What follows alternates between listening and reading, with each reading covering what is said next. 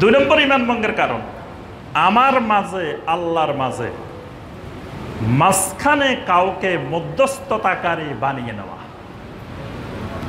মধ্যস্থতাকারী বানিয়ে নিয়ে ইয়াদউহুম, আল্লাহর কাছে দোয়া না করি, ওই মাঝখানে যারে রাখলাম তার কাছে দোয়া করলাম, মাঝখানে যাকে রাখলাম তার কাছে শাফাআত চাইলাম, মাঝখানে যাকে রাখলাম তার কাছে তাওয়াক্কুল করলাম তার উপরে, বাস ঈমান ভেঙে গেছে। এবার কথাটা বুঝাইতে পারছি, এটা ঈমান ভঙ্গের গুরুত্বপূর্ণ একটা কারণ। এবং বাংলাদেশের লক্ষ লক্ষ নয় কোটি কোটি ভাই বোনের ঈমান ভেঙে গেছে এই রুলস অনুযায়ী। আল্লাহ এবং বান্দার মাঝখানে একজনকে মধ্যস্থতাকারী বানান। কেন মধ্যস্থতাকারী বানাবে? কয়েক কারণে মধ্যস্থতাকারী বানায়। এক কারণ হলো আল্লাহর কাছে পৌঁছতে হলে, আল্লাহর নিকটে পৌঁছতে হলে আমি পারবো না, আমি একজন সাধারণ মানুষ, আমি চাইলেও আল্লাহর কাছে পৌঁছতে পারবো না, কারণ আমি একজন আদনা মানুষ, ফকির মানুষ, গরিব মানুষ, সাধারণ মানুষ। আমি আল্লাহর কাছে গেলে আল্লাহ তো আমার চিনবেই না, নাউজুবিল্লাহ। এই জন্য একজন পাওয়ারফুল শক্তিশালী ট্রেনের ইঞ্জিনের সাথে লাগাইতে হবে। দেখবেন আমাদের দেশে বয়ানে এই ওয়াজটা বেশি হয়, মিয়া আপনারা সবাই ট্রেনের খালি ডাব্বা, খালি বগি, আর হুজুর হইলেন কি ইঞ্জিনের সাথে খালি লাগাই দিবেন। কেমনে লাগাইবেন? পাগড়ি দিয়ে লাগাইবেন, হাত দিয়ে লাগাইবেন, বিভিন্ন মাধ্যমে খালি আটকাই দিবেন। বাস আটকাই দিলে কিয়ামতের ময়দানে আমাদের কোনো হুজুর জাহাজ নিয়ে রওনা দিবে, কোনো হুজুর ট্রেন নিয়ে রওনা দিবে, কোনো হুজুর বাস নিয়ে রওনা দিবে, এক একজন এক একটা নিয়ে যে যেটা পাবে। নদী পথ হইলে জাহাজ, তারপরে ট্রেনের রাস্তা পাইলে ট্রেন, এক একজন এক একটা লয়ে রওনা দিব। আপনি যেখানে আটকাইছেন বাস এক কয়টানে জান্নাতে চলে যাবে, নাউজুবিল্লাহ। এই বিশ্বাস, এই দাওয়াত যে দিছে সেও সাথে সাথে ঈমান শেষ। যারা বিশ্বাস করে আটকাইছে তাদের ঈমানও শেষ, কারণ সে সরাসরি আল্লাহর কাছে না গিয়ে মধ্যস্থতাকারীর কাছে গেছে। এই মধ্যস্থতাকারী বানাইলে ঈমান ভেঙে যায়। এই জন্য আল্লাহ পাক কোরআনে কারিমে অসংখ্য আয়াতে কথাটা বলছেন। সূরা আজ-জুমারের 2 এবং 3 নম্বর আয়াত, ওয়াল্লাযীনা ইত্তাখাযু মিন দুনিহি আউলিয়া মা না'বুদুহুম ইল্লা লিয়ুকাররিবুনা ইলাল্লাহি যুলফা। আল্লাহ রাব্বুল আলামিন বলেন, ওয়াল্লাযীনা ইত্তাখাযু মিন দুনিহি আউলিয়া, যারা আল্লাহ ছাড়া অন্যান্যদেরকে আউলিয়া, অভিভাবক, মুরব্বী হিসাবে ধারণ করে, গ্রহণ করে। কেন করে? মা না'বুদুহুম ইল্লা লিয়ুকাররিবুনা ইলাল্লাহি যুলফা, কারণ হলো এরা আমাদেরকে আল্লাহর নিকটবর্তী করে দিবে। এটা আরবের মুশরিকদের কথা। মুশরিকদেরকে বলতে হয়, মিয়া এই যে এই মধ্যস্থতাকারী বানাইছ, লাত, উজ্জা, হুবল, মানাত, তারপরে এই যে বিভিন্ন অলি আউলিয়া বুজুর্গ, এদেরকে যে মধ্যস্থতাকারী বানাইছে, এরা তো তোমাদের উপকারও করতে পারে না, ক্ষতিও করতে পারে না, তো এদেরকে কেন বানাইছো মাঝখান দিয়ে? তো মুশরিকেরা জবাবটা দিত, বানাইছি এই জন্য যে এরা আমাদেরকে আল্লাহর নিকটবর্তী করে দিবে, মুকাররাবিন বানাইয়ে দিবে। কারণ আমরা সাধারণ মানুষ, আমরা পারবো না আল্লাহর কাছে পৌঁছতে। তাহলে আল্লাহর কাছে পৌঁছানোর জন্য মধ্যস্থতাকারী বানানো।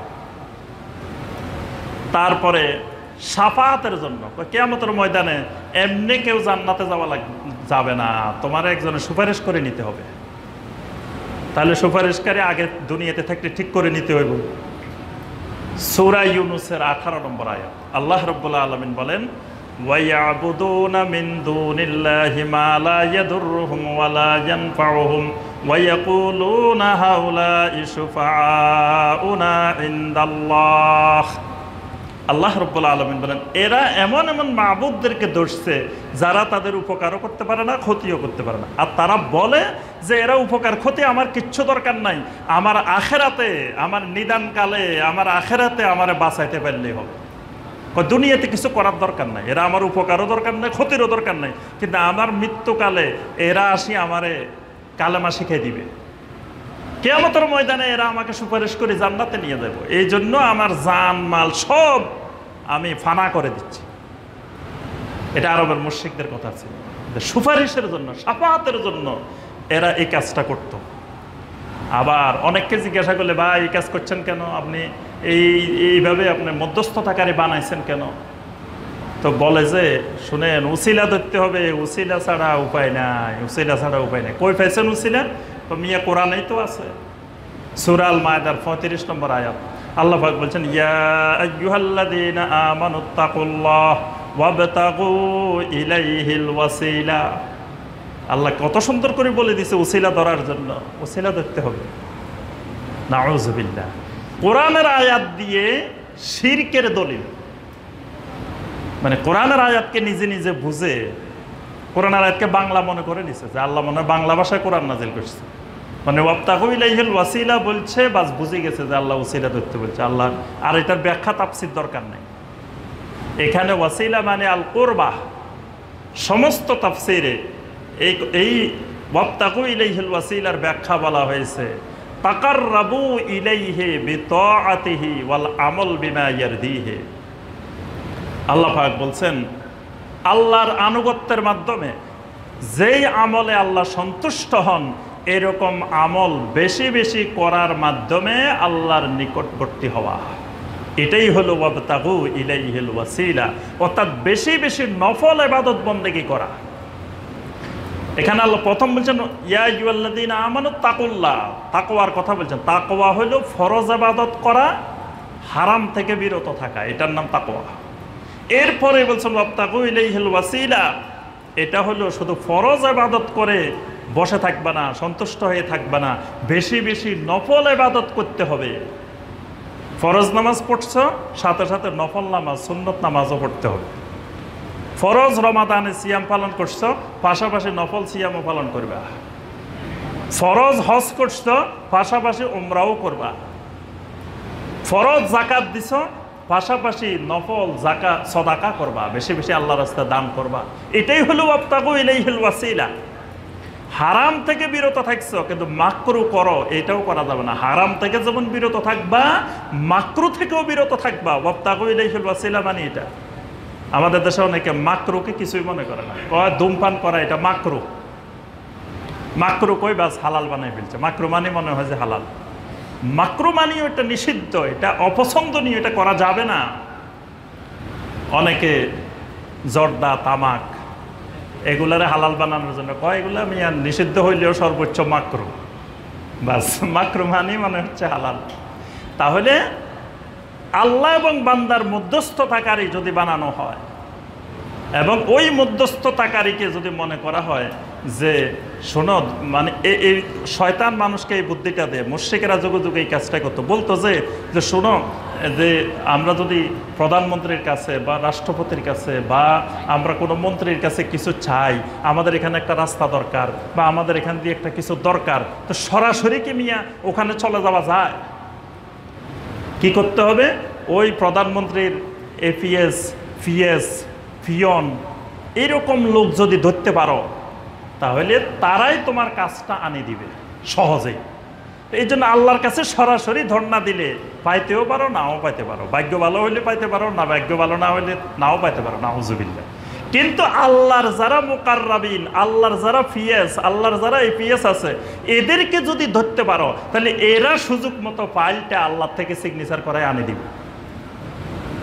শয়তান যুগে যুগে মুশরিকদেরকে ঈমান হারা করছে এই বুদ্ধিটা দিয়ে, মানে মাখলুকের উপরে আল্লাহকে কেয়াস করা, আল্লাহকে মাখলুকের মতো মনে করা। এই আল্লাহ এবং বান্দার মধ্যস্থতাকারী মানুষ এই কারণেই বানায়। দেখবেন যত লোক মধ্যস্থতাকারী বানাইছে, ওদের সাথে একটু খাতির করে ওদের মনের কথাটা বাইর করার চেষ্টা করবেন, কেন সে ওই জায়গায় যায়। তারে আপনি প্রথমে জিজ্ঞাসা করলে সে বলবে না, তার সাথে কয়েকদিন সম্পর্ক করবেন, খালি ভালো করে খাওয়াইবেন, চা খাওয়াইবেন, নাস্তা করাবেন, সম্পর্ক করবেন।